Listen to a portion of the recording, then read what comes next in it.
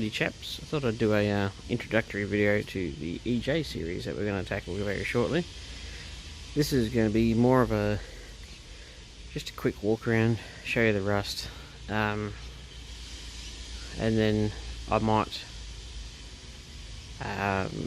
hopefully, if I can work out how to computer this thing, I might do stick in some photos at the tail end of this particular section of the video, showing the car when I got it, where I found it, and you know, what I've done to it so far. Fingers crossed I can do that. But yeah, it's an EJ, came from Neuropter, from a big wrecking yard up there. There's plenty of rust.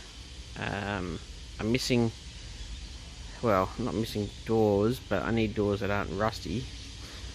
I've got a driver's door that is perfect. I've got a passenger driver's rear door that's quite workable, but I haven't got any left doors that are any good. I've got a perfect boot lid that came off a Premiere. I've got a perfect bonnet. I'm going to buy brand new guards. I've got a couple of nose cones. I've got a mint set of wireframes. As you can see, the Landau is now out of the shed, so we'll just have a bit of a look through.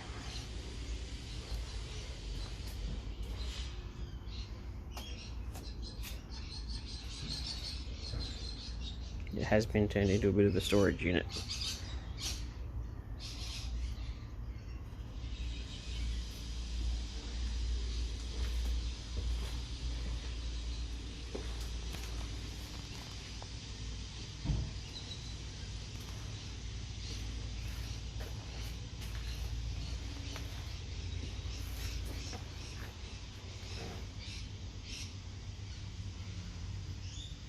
As you can see, one of the things people used to do to these things back in the day is there's a bolt for the gearbox on the top corner that's really close to the floor pan, and I've seen it multiple times where people have just hacked a hole in the floor pan to undo the bolt for the gearbox. Stupid, really. As you can see, that was done while it was still a driving car, because they put seam sealer back over the hole. I bought 2 floor pans for this yesterday, 2 front ones. So that's good. I'm collecting up. Ordered a rear floor pan. I have a whole nother roof from another EJ, but I'll probably only replace the front lip because it's pretty obviously buggered.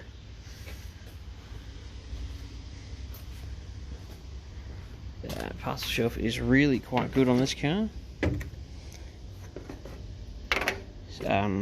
This car had seatbelts fitted, not from factory.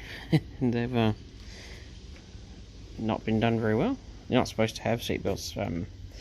You have to have them properly put in. So these are all put in after the fact. So if I put seatbelts in this, I'll put a proper seatbelt plate in the middle of that pillar and do it properly. But I may not do that because it doesn't need them. I have an original NASCO radiator with the honeycomb in perfect condition. I have 2 fuel tanks.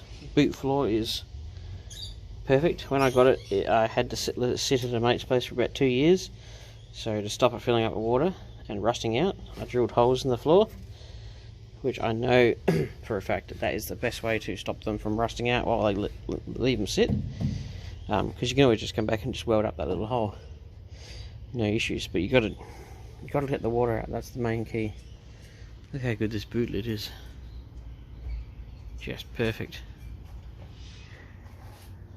$50. I got that from a swap mate. I was spitting chips because I walked up about 10 minutes too late. He had a full set of doors that were as good too, but somebody bought them for an EH, and I was like, "You mother bleeper, bleep bleep bleep bleep bleep bleep bleep bleep." I know this quarter panel's been hit at some point, but the wheel arch isn't chewed out. Dog leg's a bit iffy, but you know, this sill panel is gone, but the other one's actually good. I've got to get a rear bar. That wheel arch is good. Only a little bit of rust in the bottom corner of this thing. This car is going to end up pink because this car's actually for the missus, so it's going to be repainted. It's like that rose pink colour. so it should be quite good. Interesting how the factory did the rubber seals there. But one of the interesting things about EJ and EH is EJs have a seal that glues on, EHs have pinch weld. And I personally prefer the EJ because I think it's a prettier car. This big honking back window and stuff like that. I just think it looks better because it's what they originally designed the car to look like. And the EH is a facelift on the rear end. And I don't know, I've always been an EJ fan, probably because it was my first car, was one. And you know, you'd think as a Ford guy going nuts with Fords all the time, I wouldn't be a Holden fan, but I'm actually a car guy in general.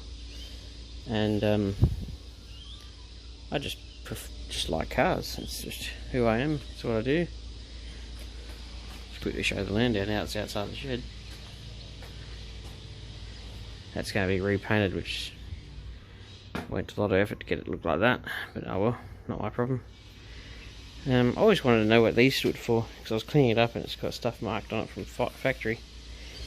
So 225 is the designation for Holden Special Sedan. M is manual, and I'm pretty sure that A stands for Adelaide. I could be wrong. I don't know my EJEH numbers as well as I know my Holdens, as I know my Falcon stuff. But I know on the Y-frames they used to have what city they were made in stamped into them. I had to have a mint set of Y-frames for this thing.